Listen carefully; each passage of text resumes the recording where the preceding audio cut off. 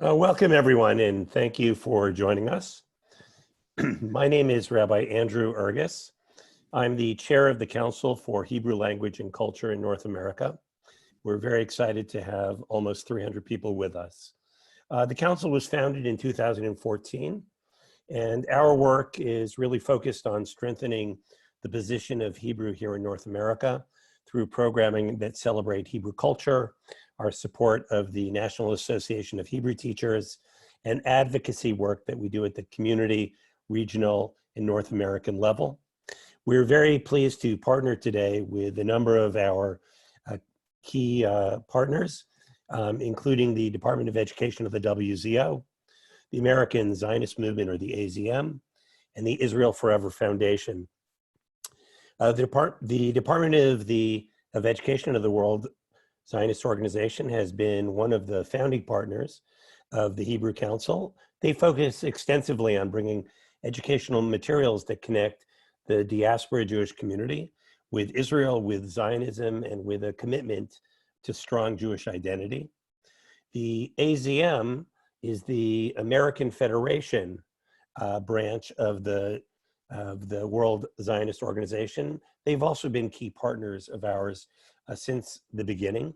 The AZM is a constituent organization of 33 different Jewish Zionist organizations, representing a wide range of political and religious ideologies, but that work together to represent the American Jewish community in the World Zionist Congress and to strengthen connections between America and Israel. And the Israel Forever Foundation, another partner that's joined us for this important presentation today, is a global nonprofit engagement organization that is very interested in making certain that as many people as possible have a personal connection to Israel and see Israel as an integral part of Jewish life. I'm also pleased to introduce our moderator today. Arnie Winchell has been a founding member of the Hebrew Council. She is the co-founder and member of our executive committee for the Council of Hebrew Language in North America. And she serves as the president and founder of Hebrew at the Center, a leading organization that looks to revolutionize the teaching and learning of Hebrew here in America and beyond. So welcome, Arnie. I'll turn it over to you. Thank you, Andrew. Before I introduce today's presenter, I would like to share a few housekeeping notes for today's seminar. As you may have noticed, you are all muted and you can submit questions through the Q&A. Everyone is welcome to put your questions there, and we'll try to get to as many as time permits at the end. This webinar is being recorded and it will be available for viewing on our website and social media pages after. And we will also send out a link to all of you who are joining us. In addition, we are also presenting today via Facebook Live in order to reach a larger audience. We're really excited that over 200 people signed up for this Zoom. Today, we are joined by a special guest, Dr. Jeremy Benstein. Through today's webinar, we hope to express the importance and relevance of Hebrew language and present a compelling case for Hebrew as more than a language of sacred texts or daily conversation, but a connector within the Jewish community across geographic and temporal differences, and an essential building block of identity. During a time of increased divisiveness within the Jewish community and a distancing between the diaspora and Israel, Hebrew language and culture can play an essential role in reversing these trends and provide an entree into discussions and community building that transcend politics and conflict. Dr. Benstein is an educator, author, and Hebrew lover. He holds a BA in Linguistics from Harvard, a master's degree in Judaic Studies from the Schechter Institute in Jerusalem, and a doctorate in Cultural Anthropology from the Hebrew University. He grew up in the Midwest of the United States and moved to Israel over 35 years ago. Along the way, he helped found the Heschel Center for Sustainability in Tel Aviv. He is currently the managing editor of 929 English and lives in Zichron Yaakov with his wife, Professor Annabelle Herzog, 5 children, 2 cats, and many books. He is the author of 2 books. The first, Way into Judaism and the Environment, is an outgrowth of his work on Jewish studies and the environmental issues. His most recent one, which we will be discussing today, Hebrew Roots, Jewish Roots, or Routes, a tribal language in a global world, is a labor of love for and about the Hebrew language and its role in Jewish history, identity, and peoplehood. So I'd like to welcome Jeremy and turn it over to him. Thank you. Okay, thank you very much. And I have to say, it's an honor to be here. It's an honor, and it's a little bit, I'm a little bit nervous. I think this is one of the largest crowds I've ever spoken to, and part of the problem is I can't really see too many of you, and I don't have, there isn't, as I'm sure many of you have already gained a lot of kilometrage, as we say in Hebrew, a lot of mileage on Zoom these past few days. It's got to get used to the dynamic of it all. But I've prepared a little presentation, and why don't I go to that? So let me get this set up here. Okay, this is the book that was mentioned, my book, Hebrew Roots, Jewish Routes, I like to say. And I'll just, by way of explanation, a little bit about the subtitle here, A Tribal Language in a Global World. One of the things that I try to communicate when I talk about Hebrew, and I have to say, I think one of my great loves in life, beyond the people in my life, is the Hebrew language. One of the many reasons why I moved to Israel was to live in a Hebrew-speaking society. The idea of the tribal language in the global world, I think, really captures one of the dualities of the Hebrew language, and I'll be speaking about several of them. Hebrew is an amazing language internally to the Jewish people, and that's a lot of what we'll be talking about. But I also want to emphasize at the outset that there is another aspect of the richness of Hebrew, even a paradox about Hebrew, is not only what it is internally, but also on the stage of world languages. Hebrew is one of the oldest languages in continuous use, right? Attested to from over 3,000 years ago. And yet it's also one of the newest because it wasn't really spoken in a vernacular way even just 150 years ago, right? 150 years ago, nobody was saying, pass the salt, or a bashful 16-year-old was not saying, you know, ani ohev otach or ani ohevet otcha. And so that revernacularization, sometimes called the revival of Hebrew, is really one of the miracle stories in world linguistics. And people come from all over the world to learn from the example of Hebrew, because there are many languages that are actually endangered, whether they be European folk languages in the Gaelic or Celtic families, or Aboriginal languages. They're just like they're endangered species, they're also endangered languages. And there aren't that many examples of languages that have really been revitalized and revernacularized to be made a spoken language. So Hebrew is not just our own special little code, our own special little language that we have in our tribe, but it's something that's looked at the world over. And you mentioned, Arnie, you mentioned the word connections and connecting. And that's one of the things that I like to emphasize about how I want to present Hebrew, because I think one of the challenges that we face today in the Jewish people is that learning a language at all is very daunting. And learning Hebrew can be especially daunting. And sometimes people, I think, consider it to be like an all or nothing sort of a sort of package. If you're not going to spend the several thousand hours it might take to become fluent in a language, why learn just a little? And while, of course, want to, you know, acknowledge and recommend that fluency or really mastering language is of course, the gold standard. I don't want that to be the only standard that people judge their connection to Hebrew. And one of the things I like to emphasize is that just like any other topic of Jewish literacy, you can learn a little Torah, a little Bible, you can learn a little Talmud, you can learn a little Jewish history, you can learn a little Jewish philosophy. And the same way you can learn a little Hebrew, you can connect to Hebrew. And one of the things that I emphasize in the book is that you can connect especially through the roots of Hebrew, through particular word families in Hebrew that can then give you a much greater insight. And here the emphasis, of course, is not just insight into the language for linguistic purposes, but really an insight into Jewish history, Jewish identity, and Jewish peoplehood. So here's, if I can boil it down to one slogan, I think this is it, that you don't have to speak Hebrew for Hebrew to speak to you.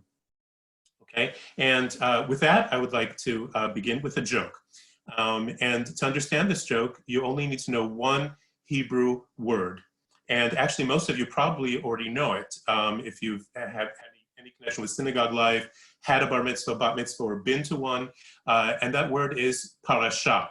Okay, your parsha. What's your parsha? The weekly portion, that thing that you would learn part or all of for your bat or bar mitzvah. And the thing you need to know about the word parsha is that indeed it refers to a portion, sounds like portion, not related though, a portion of the Torah, the weekly reading. But in modern Hebrew, because each of those weekly Torah readings usually have a narrative or have a story, so the word parsha in contemporary Israeli Hebrew also means something like a narrative, but even more so like a scandal. Like we would talk about in Hebrew, in my best Israeli accent, you would talk about Parashat Watergate, right? The Watergate affair or scandal. Okay, so once you know that, you can understand the joke. And this is one of the big problems of Zoom, because I would love to hear gales of laughter after this joke, but I'm just gonna see sort of muted faces out there. But here's the joke. And it's actually, could be told about any Israeli prime minister, and I'm sure you're all thinking of one at the moment, but it was actually originally developed or told about a previous prime minister. And it goes like this. A prime minister was making a public appearance, and a woman came up to him and stretched out her hand and touched the hem of his jacket and then kissed her hand. And the prime minister was taken aback. And he said, "Ma'am, what is the meaning of that gesture?" And she said, "Well, Mr. Prime Minister, you for me are like a Sefer Torah. You're like a book of the Torah, right? Then we take it out in synagogue, people kiss the garment of the Torah." And he said, "Oh, that's lovely. Well, why do you say that?" And she said, "Well, with you, Mr. Prime Minister, just like the Torah, it's a new parasha every week." Okay, pause for the laughter to die down here.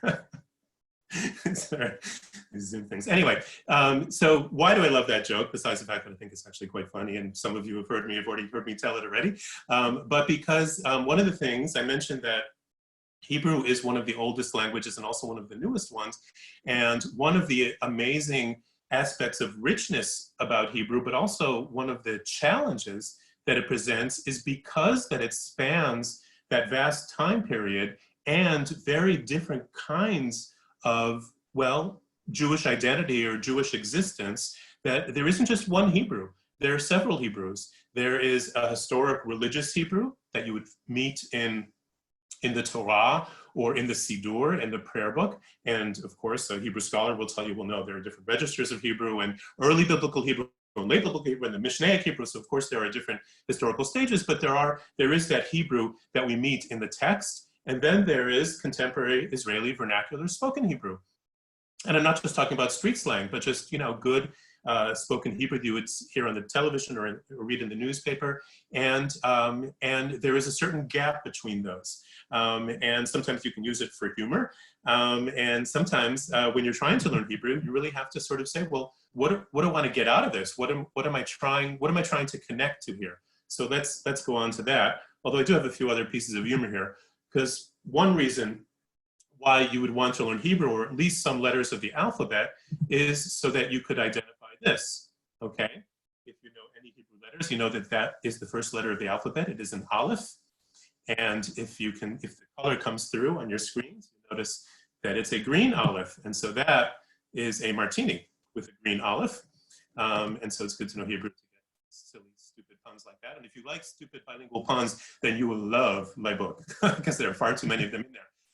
And here's another thing that really knowing Hebrew, or at least knowing Judaica, will help you with. This I didn't make this up. This is a screenshot of a piece of jewelry billed as a vintage Navajo moose, 925 sterling silver pendant. But of course, when you learn Hebrew, when you can recognize that, you realize that it is not a Navajo moose. It is just a chai that was backwards and looks like a moose. So these are all good reasons to connect to Hebrew and to have a little bit of Hebrew under your belt, if only so you don't get cheated on eBay. There are other reasons. Some of you who may know a little Hebrew might appreciate this. The word yalla in Hebrew, or sometimes drawn out and pronounced ya'allah, if you don't, and it's in fact, it's not exactly a native Hebrew word. It's a borrowing, like many words in Hebrew from many different languages. Hebrew is almost up there with English in the amount of foreign terms that we can absorb and nativize. But you can see this has a number of different meanings in contemporary discourse. That is actually a meme that I saw on the internet. And I was thinking actually of a different Hebrew word that has a similar polysemy, we linguists say, you know, different kinds of meanings to it. Because the word hafuch means backwards, but it also means inside out, and it also means upside down. And you're probably wondering how you can have a language that only has one word to describe three of those situations. It could also mean the opposite. It also mean the wrong side of the bed, or being something is messed up. It's hafuch, which means that it is backwards, inside out, and upside down. And of course, if you've ever been to an Israeli cafe, well, hafuch is a sort of backwards coffee where you have more milk than coffee, our Israeli version of a latte or a cafe au lait. And then once you've mastered hafuch, then you can try hafuch squared or hafuch alafuch, which is how you would say, I don't even know if I can explain the meaning of that expression, but sometimes when the opposite of the opposite happens, you would describe it as hafuch al hafuch. Okay, that was my little Hebrew lesson of just a few curious things. It might connect to some of you, and others, if you don't know that much Hebrew, then okay, that's a little esoteric. But coming back to my slogan, you don't have to speak Hebrew for Hebrew to speak to you. I want to look at specifically some of those claims about Hebrew being something particularly essential to Jewish identity. And here in the book, I try to develop this metaphor of like, when you're traveling in a foreign country, right? If you're just a tourist, and you're visiting for a place for a week or two, you know, you may learn a word or two to get by in a store, to ask directions or something, but you're not going to invest in learning the language, right? Because you're a tourist. It's not your home. You don't need to feel at home. In fact, sometimes you like the exoticness of it. And as we said, learning a language is an investment. But if it's someplace that you really care about, or if it's someplace that you do want to try to make a home in, then you don't want to just live your life in translation. And you do want to acquire some of the language to be able to feel more of what it's like to be a native. So for instance, I just took this is an ad from the internet for a particular Jewish initiative. It doesn't even really matter which one. And I just like the way they both use the Hebrew words, but also sort of unpack them just to show how fully packed or loaded these specific terms are. So let me read this paragraph for you. This bill, this initiative to promote Jewish spiritual communities bills itself as it's designed to support the development of spiritual communities that use the wisdom and practice of Judaism, in other words, chokhmah, to help people live lives of sacred purpose, or kedusha, and inspire people to contribute to a more just and peaceful world, expressing the value of tzedek. The context for this work are covenantal communities, kehilot, right, a kehilah, where a group of people intentionally enter into a mutual obligatory relationship. Now, what I love about this is exactly those four Jewish, I think we can call them value concepts. In the book, I talk about different words that express different aspects of Jewish being and being Jewish. and Jewish doing and doing Jewish. And here are four really good ones, right? Chokhmah, which we might associate just with wisdom, but here they say the wisdom and practice. So it's almost like the applied wisdom. It connects to a number of different words. The sages who wrote the Mishnah and the Talmud, we call them Chazal, Chachamenu, our sages, our wise ones. Kedusha, just the root of Kedusha gives you an entire vocabulary of Jewish living, from the Kiddush on Friday night to the Kaddish said as a prayer in memory of the dead, to the central prayer of the Amidah, the Kedusha, to the burial society, the Chevri Kedisha, et cetera, et cetera. There's this whole world of ideas connected to Kedusha. And my favorite example is actually just the very simple word tzedek, because tzedek actually means justice, as it says here. And once you realize that the root of the word tzedek refers to justice, then when you know the word tzedakah, right, which we usually translate as charity, then you realize that in Jewish life, or in the Jewish approach to society, when we give to the poor, or when we share our wealth, it is not a voluntary act of affection for other people. It doesn't come from caritas, from love. It's not charity. It's an act of justice. The people who have less means in the world have a just claim on the riches or the resources that we've been blessed with. It's an issue of justice. And that, I think, just what's encapsulated in that root, in that word, the connection between tzedek and tzedakah, is something that goes a long way to flesh out that Jewish worldview about what appropriate society is.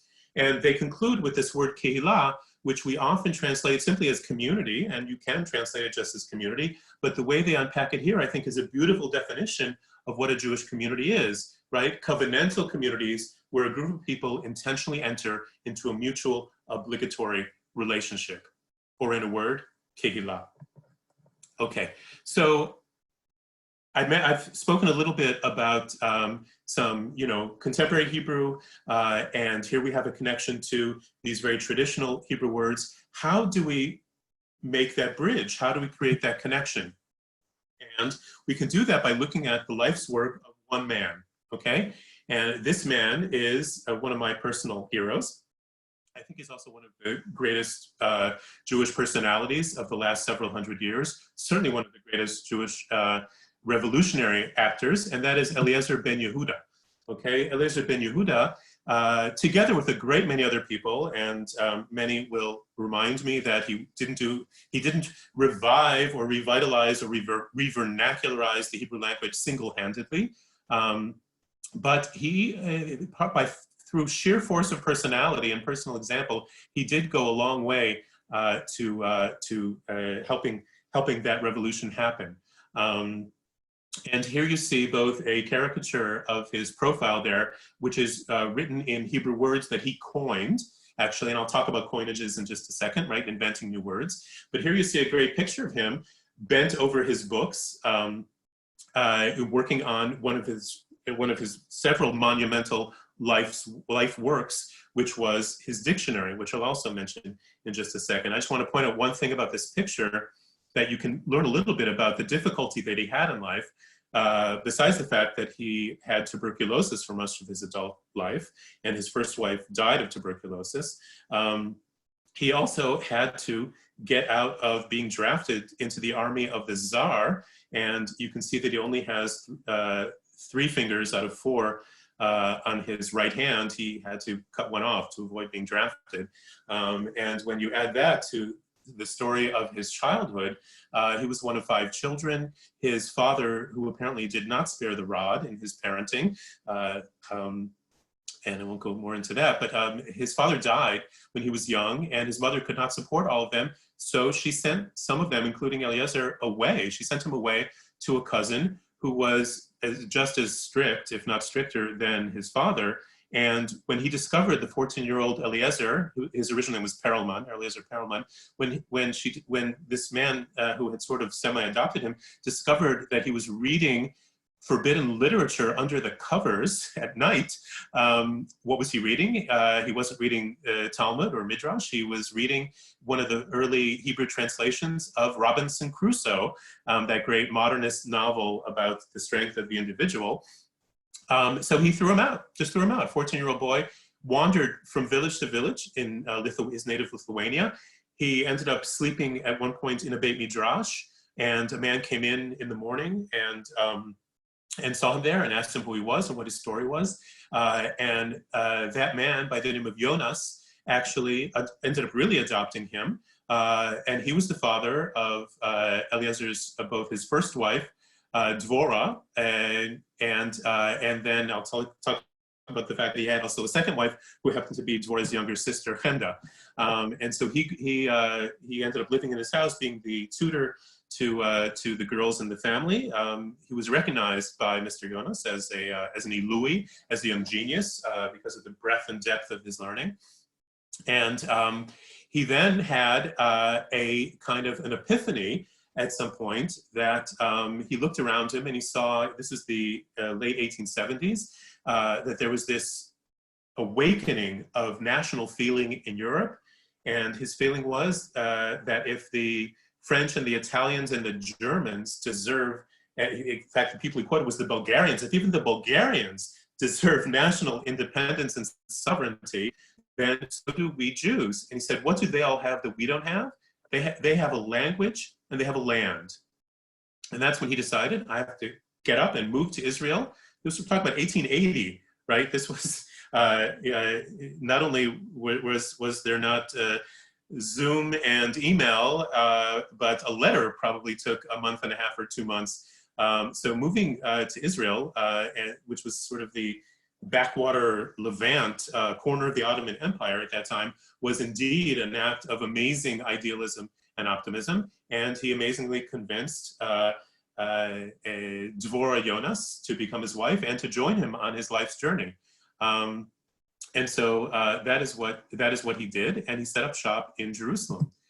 Now, before I go on, I just want to mention that this vision of having your own land and your own language, and I have to say it's very timely that we're having this session this week, right, just a few days before Yom HaZikaron and Yom HaTzmaut. So it really connects to this feeling of national rebirth and national renaissance. But there was another Jew who was born only a year later, about 100 miles away from him. You know, the two of them are Litvaks, right? They grew up in Lithuania. This other Jew, his name is Ludwig Zamenhof. His Jewish name was Eliezer or Eliezer. So they're both named Eliezer. They were both linguistic activists. And there's actually I think a very detailed comparison that could be made, but I'll just mention it. Zamenhof, if you aren't familiar with the name, here's a little bit of trivia. The person who has the most streets named after him in the world is Eliezer Zamenhof. And number 2 is Einstein, apparently. Because his goal in life, the course of his linguistic activism was almost the diametric opposite, hafuch, as we might say, of Eliezer Ben-Yehuda, who said that the salvation that we need to work for is strengthening national identity by reviving the national language and rerooting ourselves in the national land. And Zamenhof saw all those national identities as creating conflict and not harmony, and we need to overcome them. And the way he thought to do that was by inventing a language that could be everybody's language, a universal human language, and that, of course, was Esperanto. So Ludwig Eliezer Zamenhof, the inventor of Esperanto, native language was Yiddish, just like Ben-Yehuda's. He also had pretty good Hebrew, Mr. Zamenhof. But interestingly, the name of that language, Esperanto, come from his nickname. He signed his first book promoting this language as Dr. Esperanto, which means Dr. Hopeful. And that then became the name of the language because he wrote about the Espero, which is Esperanto for hope. So his book of Espero, the hope, actually is very parallel to what we know in Hebrew as Hatikva, right? Our national anthem, also embodying the hope and the optimism. But again, going in very, very different directions. So more to be said about Zamenhof, but let's continue with Ben-Yehuda. So here's Ben-Yehuda with his second wife, Chemda. I couldn't find a picture of his first wife. But what happened was, as I said, Ben-Yehuda had tuberculosis his entire adult life, and I'm sure he felt he was living on borrowed time for much of that life. But unfortunately, his first wife died of tuberculosis, but not before she invited her sister to come and marry Eliezer in her stead to basically continue his life's work. Because as I said, this wasn't just a marriage of love, although I understand there's a great romance there, but it was also, they were both committed to this national project of reviving the Hebrew language. So and there's a lot to be said about Ben-Yehuda and how he did it and everything else. I'm not going to take up too much time with that. If there are questions, I'm happy to go into detail. I just want to say a few things about this idea of creating new words. Because on the one hand, Hebrew, of course, was there, right? Hundreds of thousands of documents. At that point, obviously, Bible and Talmud and Midrash and medieval poetry and medieval philosophy. There was also a great tradition of secular poetry from like the Spanish, the Golden Age of Spain. And there's already even the Haskalah, the Jewish Enlightenment, where more and more people were writing Hebrew. But the great innovation of Ben-Yehuda that went far beyond the Haskalah was that he believed that we didn't have to write sort of modern style novels in Hebrew. We actually had to speak it. We had to make it our daily language. And so when he sat down to begin his great monumental lexical work, the dictionary, the first word he had to coin was dictionary, milon, because that word didn't exist. And so he's probably one of the only lexicographers in the world to have to coin or invent the word dictionary in order to write his dictionary. He thought it was going to be a massive work of maybe, one volume of 800 or 1,000 pages. Well, it turned out to be over 8 volumes of 1,000 pages. Now it's usually printed in a 16-volume set. He himself did not actually see to the end of it, but his second wife, Chemda, who was a journalist and an intellectual in her own right and everything else, but she was the one who brought that work to fruition. It took to the 1950s. And so it is a monumental work. But just another word about Ben-Yehuda, because he apparently, he was literally a monomaniac in terms of the importance of reviving the Hebrew language. It is said that he once received a telegram, and the word for telegram didn't exist yet. So this letter that he got, that of course is a telegram, so it was sent, to get it to him as quickly as possible. He didn't open it for 3 days until he coined the word for telegram, which is mivrak, from the word barak, which means lightning, not the Barack of Obama. That's actually from bracha, believe it or not, or barakeh in Arabic. But this is barak with a kuf, lightning, and so mivrak. And once he was sure about the word, he could then open it and read what was in it. Well, some of the main crazy stories about him are told about his parenting, him and Dvorah, their first son, who they named Benstein, but he later changed his name to Itamar, and actually changed his last name. He was a little bit of a maverick and revolutionary himself, but he ended up calling himself Ben Avi, which both literally means the son of my father, but also Avi is the Hebrew letters Aleph Bet Yud, which are the initials of Eliezer Ben-Yehuda in Hebrew. So he was Eliezer Ben-Yehuda, Itamar, and he is the first Hebrew-speaking child. And there's a lot of mythology around this, but as far as I could tell in my research, most of the mythology in this case is true. They wanted him to speak only Hebrew, to be the first native speaker, and so not to have his mind cluttered up or bothered by other languages. They didn't want him to speak it as a second or third language. It was to be his only language. And so they only spoke to him in Hebrew. And this was, of course, very difficult as you're inventing words along the way.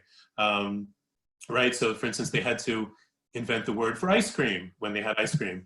And if you're going to comb your hair at night, you had to invent the word for brush. You may notice that the root of the word in Hebrew for brush is mivreshet, The word is mivreshet. The root is brush, believe it or not. Sometimes words were taken from traditional Hebrew, sometimes from other Semitic languages, especially Arabic. Eliezer Ben-Yehuda had a particular fondness for Arabic as a source of Hebrew coinages. But sometimes there were European words that snuck in. If you're going to take a shower, you need to also dry yourself off with a towel, magevet, which actually comes from the same root as the word negev, right, the dry area of southern Israel. So little Itamar, or Benstein, they probably called him while he was still that young, he apparently didn't speak until he was like 3 or 4, and many of Ben-Yehuda's, the friends and colleagues, tried to dissuade him. They thought that he was going to raise a mentally handicapped child because, of course, they wouldn't let him play with other children because other children didn't speak Hebrew by definition, because Itamar was the only one who spoke Hebrew, and so until he actually said his first words, and then of course grew up to be very garrulous and a journalist in his own right and everything else, that experiment was recognized as a success. And actually very quickly, one of the ways that Hebrew spread in what was called the Yishuv, right, the Jewish settlement of Eretz Israel or Palestine in the late 19th century, was actually through children, or specifically through kindergarten teachers. And that was one of the ways he was able to help propagate the language. It was both, the dictionary wasn't out yet, he was still working on it. But he was a journalist, of course, and he put out a newspaper where, again, a lot of new words were being put into use. There was a Hebrew Language Council that he helped form with some of the great luminaries of the time. But it was really through the educational system of getting the kids to actually speak Hebrew from a young age, which of course led to Ephraim Kishon, the great Israeli humorist. One of his famous lines is that Israel is one of the few countries in the world where the parents learn the mother tongue from the children. That is also one of the great secrets of how Hebrew could be re-vernacularized, as opposed to some of these other languages in the world that are having problems. It wasn't seen as, oh, this is the old language of the older generation that they're trying to get the younger generation excited about. This was seen as a young revolutionary thing, and especially once after the Biluim, the first Aliyah came, and then the second Aliyah came, these were people who were completely motivated to turn their lives upside down, hafuch, as we would say, because they were leaving their family, they were leaving diaspora Jewry, they were leaving what might have been their designated professions in something mercantile or intellectual or whatever, and many of them were coming to get back to the land, to farm. So of course, just adding on that other thing of having a new language really just completes the picture. And so that made it really part of that package of coming to Israel at that time. I had a few more words here, just all kinds of words that you just don't imagine what it's like to have a language, to try to speak a language when you don't have these words. Here we have misrad from a biblical word, misha'amem from a boring, from an Arabic word, etc., etc. There's a lot can be talked about. But if this does raise the question, right? If we said, well, except for Itamar ben Avi, right, except for their child, everybody else, nobody else spoke Hebrew natively. Ben-Yehuda didn't. He had a bunch of languages in his head. Everybody else who was coming spoke, if they're coming from Ashkenazi lands, Yiddish. Yemenite Jews who came at that time, they had their Yemenite Hebrew, their Yemenite Arabic.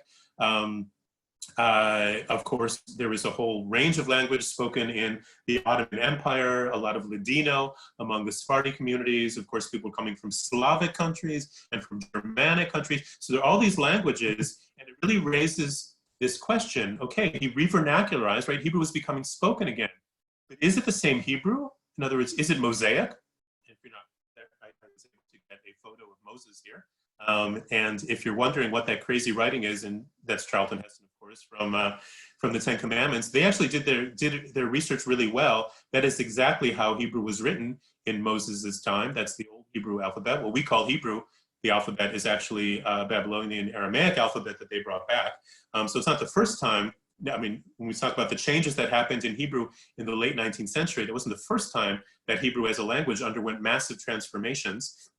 So the question is Hebrew Mosaic, is it a complete direct continuation of that? Or is it a mosaic, right? Some kind of pastiche or a collection of things, because as we said, everybody else was speaking other languages. We can go on to the Tel Aviv mosaic here. This is from the Tower. These are the chalutzim. And why is that important? And here I just want to mention, like I said, one of the great challenges in learning Hebrew is really like what you're trying to learn Hebrew for, and therefore what kind of Hebrew will you learn? Because what the people had in their head were all these other languages. And if you've ever learned a second language, just try to imagine what it's like to learn the language without some kind of native speaker around you to correct you for all your mistakes because you've translated something from English into that language, et cetera, et cetera. So all these people were translating their Yiddish into their Hebrew or their Russian or their German or whatever else into Hebrew. And while the words, there's a great continuity in the words and the roots, the syntax and other aspects of the language are actually very different. That's one of the big gaps in the language from modern Hebrew to previous stages of Hebrew. So that's why I say the roots are really one of the great bridges, the great connecting things, because those are some of the things that have stayed stable. One of the places when the Hebrew Language Academy now tries to, comes to a new concept comes into Hebrew, and you have to think about what the Hebrew word is. So you go back to the roots, right? A computer is a machshev, from the root that means both to think and to calculate, etc. There are many examples of that. So part of the problem is that this mosaic isn't always this beautiful, well-constructed picture, and a lot of things are broken in the way that we as Jews communicate. And here's where I want to make my pitch for Hebrew. 90% of the Jewish world speaks either Hebrew, if they live in Israel, or English, which, even though there are Jewish forms of English, it isn't exactly a Jewish language. And so here's where I want to make my argument for why to connect to Hebrew, right? First of all, it's the only language that belongs to all Jews. And even though I've grown to love Yiddish and Ladino and the other 20 some odd Jewish languages from around the world that I've been exposed to in my research, those all belong to subsets of Jews. And Hebrew is the one thing that can unite us all in that way. It really connects old and new and past, present, and future. As I said, the oldest language, the newest language. Theodor Herzl, the great Zionist visionary, wrote a book called Alt Neuland, meaning the old new land. And amazingly, that book was translated by Nachum Sokolov, another Zionist writer at the time. And he didn't just translate it prosaically. The name in Hebrew that he took for that book was the phrase Tel Aviv. It wasn't a city yet. The name Tel Aviv took its name from the name of the book that Sokolov took from the Bible, actually, from the book of Ezekiel. And he said, well, why is Tel Aviv a good translation of old and new? Because Tel is the archaeological, right, mound with all the layers going back into history, and Aviv is spring. So the old and the new, and the renewing. Okay, so Hebrew is about that. And as I mentioned, there's nothing more central to Jewish religious life or the holiness side of Judaism than the Hebrew language. And there's nothing more central to secular rebelliousness and the independent thought of, for instance, Israeli culture, which is called in Hebrew, not sometimes Tarbut Israeli, but more often it's called Tarbut Ivrit, Hebrew culture. And the Hebrew language is symbolic of that great rebellion, continuity with rebellion. And for that, in that respect, I think that Hebrew, and again, connecting to Hebrew, trying to make at least a part of what it means to be a serious Jew, a literate Jew, a Jew who's interested in becoming more at home and more native in their Jewishness. And I'm drawing to a close here. I just love this image. This is two columns of text from the book of Deuteronomy in that old religious Hebrew of the Torah. It looks like two towers. And here are two towers, or three towers actually, of the Azrieli Center in central Tel Aviv. And it also has Hebrew words on it. And I'll read the Hebrew for you. It says, the right-hand tower says, Ge'imbach gal gadot, Wonderwoman shalanu. okay? It says, we're proud of you, Gal Gadot, the actress. Wonder Woman, right? Shalano, you are our Wonder Woman. And besides just the juxtaposition of the columns and the towers in the Hebrew and the types of Hebrew, what I love about this is that Wonder Woman is actually how they translate the name of the movie. They don't translate it, they just, you know, say it in a funny accent. But originally, when the Wonder Woman comic book came out, they did translate the name. And you know what they called Wonder Woman originally in Hebrew? Eshet Chayil, okay? Which is the name for a woman of valor from the book of Proverbs. That's a Friday night liturgy that is often said in the home. So Eshet Chayil became Wonder Woman. But when we look at Hebrew and we ask, okay, when we see Hebrew, that it can be old and holy and tribal and new and secular and global, and all of them are, or some of them, we're really just using it as a lens to talk about ourselves, right? To what extent are we connecting the old and the new, connecting the holy and the daily, connecting the tribal and the global? Just a few quotes to end with, right? Why the importance of connection. And this is a beautiful line from E.M. Forster. Only connect the prose and the passion. Both will be exalted and human love will be seen at its height. Live in fragments no longer, only connect. And from Professor Wendy Zerler, language is the poetic, emotive, connective tissue of history. Hebrew is not merely a spoken language like any other. It is a portal and a connector to an entire library of Jewish civilization and culture. Couldn't resist this because I have a picture of Yitzhak Bushi Herzog, who's the head of the Jewish Agency, with my book. And he said, we have a rare and sacred national treasure. It's the Hebrew language. We must return to that treasure. Hebrew can be a common denominator of all Jews from all streams of Judaism and of affiliated or non-affiliated Jews. Our beautiful language can serve as a tool for unity. And if that isn't enough, then simply because it's an amazing thing. Okay? Thank you very much. And I will stop share, I think. We'll go back to our hostess, Arnie. Hi. Thank you, Jeremy. Thank you. That was great. A lot of stimulating thoughts.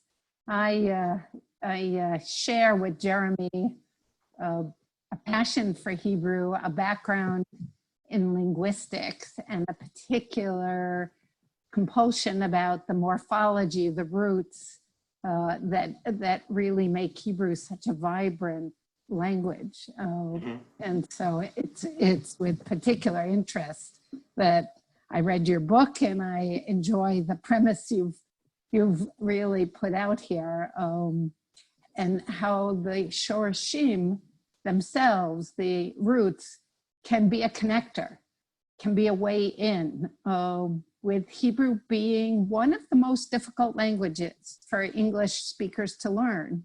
The idea of starting to make it accessible and giving people an opening and a way to begin to connect with the language is really a special gift. So we have a lot of really interesting questions coming in. So I think I'll share a few with you and have you respond. First of all, just very mundane, where in the Midwest did you grow up? I was born in Detroit, Michigan, and I grew up in Toledo, Ohio.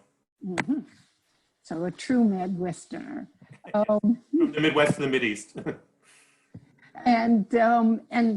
So one of the first questions that came up is, how has Hebrew influenced other languages? And can you talk a little bit about the connection between Hebrew and Yiddish or any of the other 20 Jewish languages?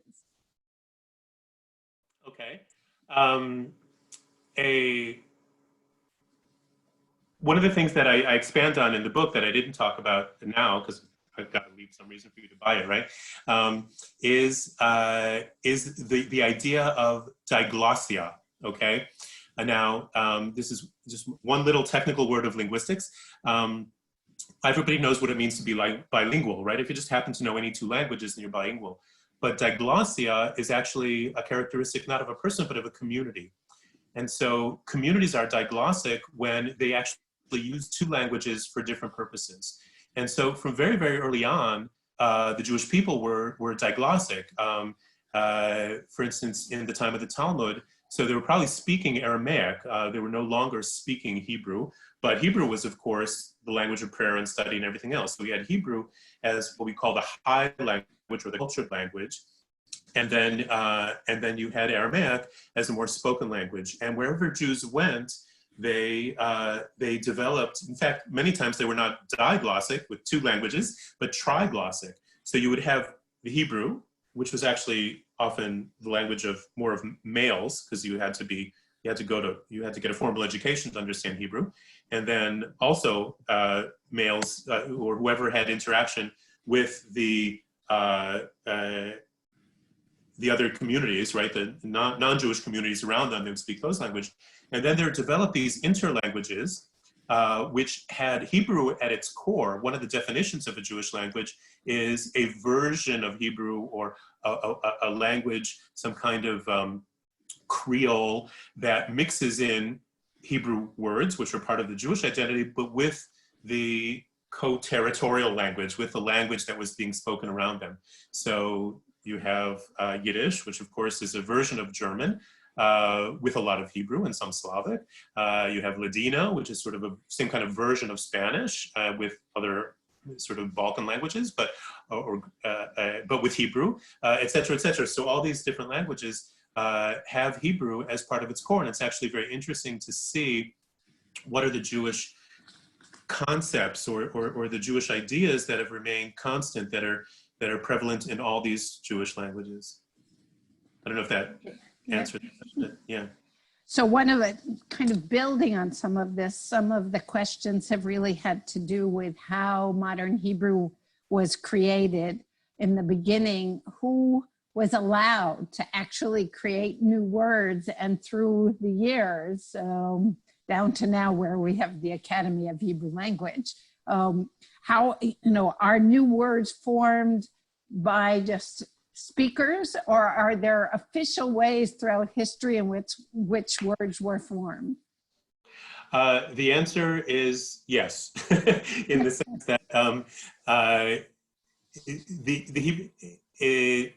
in the same way that there are intellectual trends in different fields, there are also different trends in linguistics, or especially in the applied linguistics of managing a national language. So up through before the founding of the state, and then through the 50s and 60s, the National Hebrew Language Academy really tried to keep a tight rein on Hebrew, and telling people how they should speak, and what was good Hebrew, what was bad Hebrew, what was correct, what was incorrect. And in many ways, there's a lot of necessity for that, because if you remember, there was quite a lot of immigration in the 1950s and 60s, and a relatively small group of native speakers had to absorb, continually actually, waves of immigration and people who weren't speaking Hebrew. And so there was definitely this, what we call maybe a purist kind of tendency. That is not to say that people didn't invent words. People invent words all the time, and at the same time as the National Hebrew Language Academy is also trying to invent words, it doesn't necessarily mean that those will be the words that'll be accepted. So I said, for instance, that the word machshev was invented for computer, and that was accepted. You don't hear any Israeli say computer, but we do say telephone v'televizia, even though there are words that were invented to try to avoid using those foreign words. So those are just words that didn't take, that weren't accepted. And I have to say now, it's the Hebrew Language Academy is really getting with it. They have a Twitter and Instagram accounts, and they've done a lot more crowdsourcing of words, whereas it used to be the Academy was a group of scholars, and indeed you say who was permitted to come, well, everybody could try, but the ones who were officially mandated with that role were indeed scholars in their fields, and they would sit down and write little, dictionaries for particular professions or for particular sub areas to make sure there was a standardized form of the language. And whenever there was a professional area and they had their own professional journal or something like that, there was a way of getting these words into the language. But now they're turning to crowdsourcing. They're saying, Hebrew needs a good word for selfie. right? What would you call, how would you say selfie in Hebrew, right? And so they get that out, and then they try to choose the best one, and it might be the one that people will say, or it might not be the one that people will say. So it's actually gotten very interesting in that way to see how language, you know, changes and develops right in front of your very eyes. So more on the development of language, actually. First of all, there have been a couple of fun questions about particular words. He asked where glida came from. Did it actually come from gelato or from somewhere else? And somebody else asked you to tell if you had knew the story about how the word for electricity was created. Okay. Good questions are ones that I sort of know a little bit of the answer to. So glida is a really interesting example of a phenomenon where there is a root in Hebrew, but choosing that particular root and then the form that it takes is inspired by or even meant to mimic a word from a foreign language. So there is the word gelato in Italian, and the word glida sounds suspiciously like that. It seems to have the same consonantal structure. But actually the root gimel lamed dalid was found, I think, in Rashi to describe something like frost, or I think it's even used in description of what the manna was like. And that root now means to coagulate or to coalesce. I think the official word for scab on a wound is a geled. And so they had this root, and they said, oh, that really looks like, you know, let's use that because people know the word gelato and we can use that. And there are other words, even the word mishkafayim, for instance, for glasses. So there was the root lahashkif, which means to look out. But it actually also was chosen because it has the same consonantal structure as spectacles, or the German version of that. And so there's a whole trend in coining words to have that. And if you speak Hebrew, if anybody can read Hebrew, there's an amazing book called Yisraelit Safa Yafa by a linguist named Gilad Zuckerman, who describes this phenomenon in depth and has a lot of examples of that. Oh, and so that was glida. Chashmal, also an interesting example. And of course, maybe not of course, it's used for electricity. The word itself appears in the Bible, where of course there wasn't electricity specifically, but it appears in Ezekiel, in one of the mystic visions of Ezekiel. And there it was translated in the Septuagint, the early Greek translation of the Bible, as electrum. And it probably referred to amber, the resin, the stone amber, which Chashmal may also have referred to specifically. But when they coined the word electricity and based it on that Greek root of electrum, so when they were looking for the equivalent in Hebrew for electricity, they chose the biblical original that paralleled the electrum in the Greek translation. And so they just took the word Chashmal, which of course is a lovely way of modernizing something, but it does make Ezekiel a lot less mysterious if all you envision are, sparks. Thank you. So there are even another group of questions related to the history of and the roots of Hebrew. One being, can you talk more about the alphabet, the history of the alphabet, and the question of whether modern Hebrew, what actually led to the syntactic structures, the changes in grammatical in modern Hebrew, and to what degree is this rooted as a Semitic language or possibly an Indo-European language? Wow, tough questions. Great question. Yeah, great questions. First of all, those who are really interested, I can refer you not even so much to my book, but other books more scholarly that go into these questions in greater depth. But so the alphabet, it's interesting that there aren't too many languages that have really completely changed their alphabet, taken on a new alphabet. Turkish is one, but Hebrew did after the first exile. And we don't necessarily think about this, but just think about, for instance, the Hebrew calendar, like the biblical calendar. The names of the months that we have now, Tishrei, Cheshvan, Kislev, etc., are Babylonian names. We took the Babylonian calendar. None of those names appear in the Bible. And we took the Babylonian method of calculation. And apparently we were influenced as well in the realm of language because we brought back that alphabet that was used for Aramaic. Now, Aramaic is a very close relative of Hebrew, so it's not a big deal. And in fact, it's all this, I mean, all the alphabets go back to that same alphabet, right? Aleph, Bet, Gimel, Dalet, Alphabetic, Gamma, Delta. And so it was the same, the letters had the same names, the same number, the same order, but they were written, they had developed a slightly different written form. Because the scholarly or learned or scribal class that came back had learned the Babylonian way of writing Aramaic. And you have to remember, right, literacy was probably not universal at that time, so it wasn't as everybody suddenly had to start reading something new. It was really among a very small elite class. And ever since then, that has been the accepted way of writing Hebrew.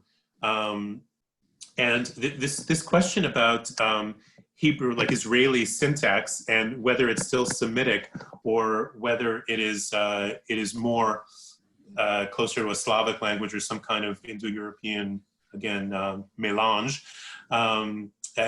This is really an ideological question, and it's something that I related to in the book when I asked this question of to what extent is Hebrew Mosaic or a Mosaic, to what extent is it more continuity with the previous language or more discontinuity, more revolutionary. And linguistically, I think because of that rupture that happened, right, spoken Hebrew did not develop organically from parent to child, from generation to generation. And so it's not just the fact that it's pretty far, but it's the fact that there were these things, there was this change that happened by all these non-native speakers learning the language and teaching each other, right, rather than being able to learn from other native speakers. And so for that respect, I think one can make a good case that the syntax, there's some aspects of Israeli syntax that do reflect earlier stages of the language, not biblical Hebrew. Biblical Hebrew is very far, and I can say this as the parents of children who grew up here, that even after 10 years of studying Bible, they find it very difficult to read Bible in the original. And we all think, oh, we speak Hebrew, they can read. Part of the reason why it's hard to read Hebrew, biblical Hebrew in the original, is because it's not taught as a foreign language. It's not taught as like they're saying, oh, you should understand this, and then they don't. And then, it's easy to maybe learn some rules that help a little bit, but there's obviously distance in the vocabulary, but especially the less narrative sides, the more florid, the more poetic sides. And so contemporary Israeli Hebrew syntax does not really reflect much of biblical syntax. Closer to Mishnaic, perhaps, closer to the Hebrew of the Rambam, who wrote what is usually very easy for Israelis to read. It seems to be closer to our language. So there is Hebrew roots. There is a Semitic substrate, we would call it, a Semitic foundation to it. But it's pretty, it's still pretty far. And the reason why, in the book anyway, I try to make the argument that it's still one language. It's still talking about, you can talk about Hebrew and just the different components of it, is because of actually what a great Yiddishist, Max Weinreich, once said. He gave the definition, what's the difference between a language and a dialect? And he said, and he was talking about Yiddish at the time, like somebody said, oh, Yiddish is just a dialect. And he said, well, what's a language? A language is a dialect with an army and a navy, okay? Which, of course, leaves Yiddish out of it. There was never a Yiddish army or navy, but it was part of that connects it to Ben-Yehuda's vision that a language is really a function of a national identity. And the fact that we do look at Hebrew as one continuous development is because we have a consciousness of continuity, right? We see this as part of our national identity. Wow. Long answer. One of the early questions actually connecting to this, it refers to what you talk about in the comments in your book about unintelligible Hebrew and incantation and what we're taught. Can you expand a little on that thought? Can you repeat the question? You talk about your comments that you made, I think in your book, about unintelligible Hebrew as related incantation in religious services. And somebody asked you to kind of expand on that, clarify. Okay. I'll do that with an anecdote. I grew up in a Zionist youth movement in young Judea. And it was a pluralist movement, and so while many people were not Orthodox or religiously observant, there were daily prayers at camp and on Shabbat, of course. And after making Aliyah, some friends I heard different responses where they said that they were living in Israel and had finally learned Hebrew, and one of them said, "Oh, it's amazing! Now I've learned Hebrew. I can understand what you were saying, and it's great." And somebody else said, "Yeah, now that I know some Hebrew, I can understand what you were saying, and now I can't believe that those are the things that I was saying. Didn't understand the prayers." And the third comment was, "Well, now I know Hebrew, but I still can't understand what I was saying."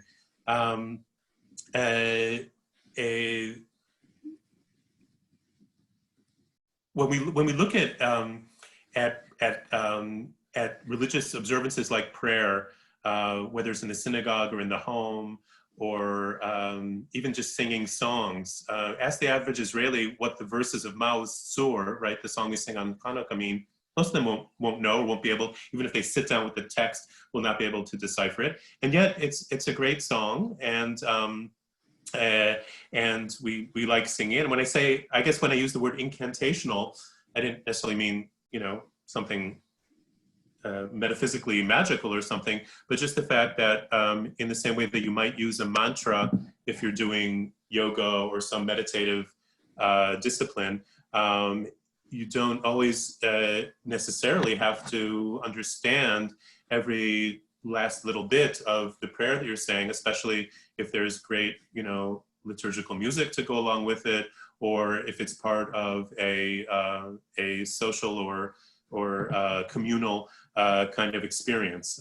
So that's what I was referring to. So there's definitely value in going more into depth into the meaning of the words of the prayers, but that doesn't have to be an essential component to have a meaningful prayer experience. Thanks. There are some questions. Well, one more on this kind of in this linguistic area. What do you think about Professor Zuckerman's statement about Yisraelit versus Hebrew? Yeah, well, I've gone back and forth on this. So just to explain the question, so the name of his book is Yisraelit Safa Yafa, which means Israeli is a beautiful language. And he is one of the representatives of that, I won't put it on a right-left spectrum, but of that that poll that says that Israeli Hebrew is much more discontinuous than it is continuous, and so we shouldn't even call it Hebrew. We should call it Israeli.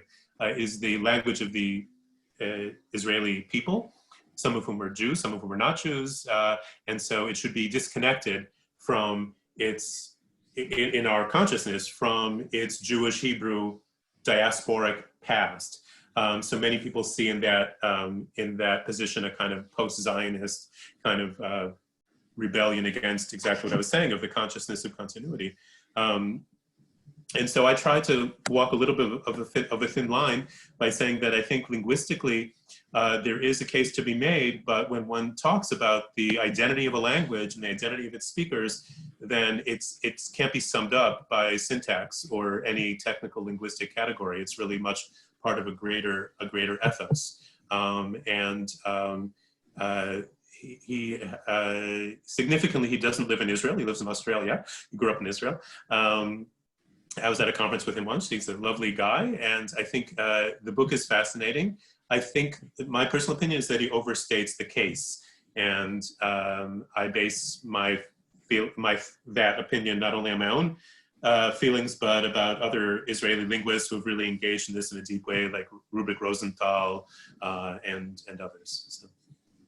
So do I switch a little gear here? I'm getting a lot of people who are just commenting how their Hebrew came from, for instance, Camp Masad, and how lucky they are that they do speak Hebrew, own Hebrew, that it's part of who they are, and that gift was given to them. On the other hand, there's the question about what do you think about what's happening in the American complementary after-school education, where in fact very little spoken Hebrew, and kids are being exposed to Hebrew but not understanding it, not having the capacity to speak? Yeah, I think that's one of the challenges. I mean, one of the reasons why I wrote the book is because of the situation. I've lived in Israel for over 35 years, so, and, family and friends, and I go back to the States a lot, but it's not my primary, community or audience. But I was looking at really the, the need. And I think that even more than just the descriptive, as you put it, the problem that kids just aren't learning Hebrew is the sense that people don't feel that they should, or that they need to, or that you have limited resources in a Jewish school, whether it's even a day school, but certainly an afternoon school or a supplementary school. And you're saying, okay, where can I get the most Jewish bang for my educational buck, right? And I think people would immediately write off language by saying, well, that takes too much time. And in the same amount of time that they're learning to conjugate verbs, so they could learn, they could learn text and translation, or they can learn more about the Holocaust and the state of Israel, or whatever, a lot of things. Obviously, all these things are important. All I'm saying, the only argument in my book is that here's something that we should there's a lot of reason to get excited about. We shouldn't write it off so quickly, and we shouldn't just put it into the realm of linguistic capability of just learning, of grammar, that there are ways of connecting to Hebrew, that I think that there are ways of teaching Hebrew, where it emphasizes the value content and not just the capabilities. I actually think, as someone involved with Hebrew language education, that there's such fascination with morphology, with roots, with what generative Hebrew is in being able to make new words out of these roots. And the kids would find this particularly fascinating if our teachers understood how to kind of bring that puzzle and that exploration to them. I want to switch. Oh, go ahead. No, I was just going to say, I think that there are many good teachers out there who are doing it, and that needs to be encouraged. I mean, I don't mean to, have any personal critique of all those people out there on the front lines trying to promote Hebrew, but and there are other interesting experiments as well, whether it be Hebrew charter schools or things like that. And as you say, you mentioned Camp Masad. I mean, I spent 4 years at Camp Rein and another bunch of years at Camp Tel Yehuda. And there's nothing like those immersive environments that, the supplementary schools just can't compete with. So I want to switch gears before we bring the question and answer to the close, because we have really interesting question from Eliezer Ben-Yehuda. She said, having studied anthropology and its rejection or criticism of the word tribe, why did you adopt the term tribal to refer to our ethnic or cultural heritage? And is this, most words do, terms have shortcomings, but is this troublesome? Or this is troublesome, potentially. Yeah, that's a great question. Not a great question because I know the answer, but a great question. I never thought about that before. I guess I like the word tribe, and I know that almost every term is contested these days, and there are issues and things like that. And Listen, the Jewish people were 12 tribes before we were even a people. And so that is a word in our heritage, right? And when we talk about tribalism, shiftiyut, or people talk about, like in Israel, we talk about Israeli culture that has become fragmented because of internet and cable television. We no longer have Midurat HaShevet, the tribal fire that we would all gather around, whatever that would be. So when I think about Jewish identity, if I were to take that subtitle, I would say, okay, we're talking about looking at the larger global world and all kinds of global phenomenon. So I want to talk about our language. What do I want to call it? Our national language, but I'm not talking just about national refers to Israel. I'm not talking about the state of Israel. That's only part of it. When I talk about our ethnic language, I'm not sure if languages have ethnicities in that respect. Tribal just seemed to be the one that fit. I mean, maybe I could call it a familial language. It's our mishpocha, but mishpocha writ large is tribal, right? It's an agnatic identity in that respect.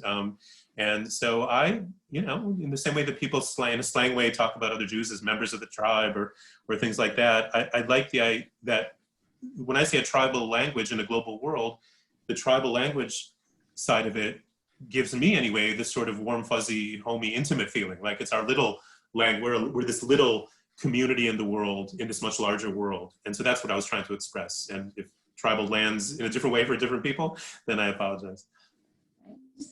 A few people have asked, can you recommend a particularly good biography of Eliezer Ben-Yehuda?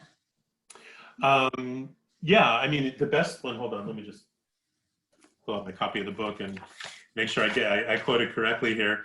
The best one, I think, is it was written a long time ago, Jack Fellman. It's called The Revival of a Classical Tongue, Eliezer Ben-Yehuda in the Modern Hebrew Language. It's a good description of the language, and it's also a lot of good gossip about the family and about the man. So that is a good one. And there are other great books out there. There's a much newer one by a British scholar named, who I think actually is not in Britain anymore, but Lewis Glinert, called The Story of Hebrew, which also does a lot to go into that whole revernacularization period. So in order to end with something light and funny, can you tell the anecdote about him trying to speak to his dog, Eliezer? Trying to speak to his dog? Somebody asked. Well, do I have that in the book? Maybe I remember. Well, I know it's not an anecdote exactly, but I know that one of the things they did to ensure that little Itamar would be able to learn the language completely, they got, I think it was a dog and a cat, or two dogs, but one male and one female. So whenever they were talking to or referring to the animals, they could make sure he would practice his gender and his conjugations correctly. So I don't know if that's what she was referring to, or he did that. So I really want to thank you for spending this time with us late at night from Israel, and for bringing us this gift of really finding ways to connect to Hebrew, think of Hebrew in its very generative and fun form, as well as the language that in many ways unites us. I have often referred to Hebrew myself, and I think you would share this, that my sfat aim, my mother tongue, is English, but my sfat libi, the language of my heart, is Ivrit. And that's beautiful. I thought you were going to say. Go ahead. No, I thought you were going to say my sfat em, right, is English, the mother tongue, but my sfat am, the language of a people, is, but also sfat libi. That's beautiful. Mm-hmm. If I can just say one other thing. First of all, I was very touched and honored and excited by how many people were part of this. And it is, of course, obviously in lieu of my having been able to come over there and actually have a real book tour and meet people and stuff. And hopefully that will happen. And once things like this happen. It might be 6 months, it might be 6 years, who knows. I'd be happy to be in touch if you liked what you heard and you want to invite me to a community. I'm very open to that, or even just do a more private Zoom with your synagogue or JCC or whatever. But also I noticed that there were 44 questions, and we did about 5 of them. And so just in the meantime, where there are no more big visits or Zoom calls, I very much want to encourage anybody to be in touch with me directly. I'd be happy to correspond. I felt like I didn't have the chit chat time before and after a talk, or getting to even see people's faces on this talk. My email is just my name, jeremybenstein@gmail.com. There's a website with my name, which has more info about the book, where you can also write to me through the website. So very much encourage you to even just to ask the question that you asked and didn't get answered. I'd be happy to try to give it a go, or just be in touch. So thank you. Thank you, Jeremy. And I want to turn this over to Alicia Post from AZM. Thank you. Wonderful. Well, thank you so much to Andrew, Rabbi Ergas, Arnie, and of course, Dr. Benstein.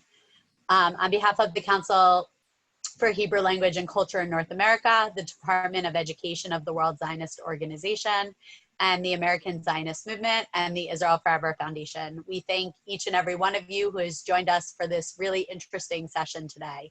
Thank you for your time and your continued commitment to the Hebrew language, Israel, and our people. I was just double checking, sorry that I wasn't muted. Good.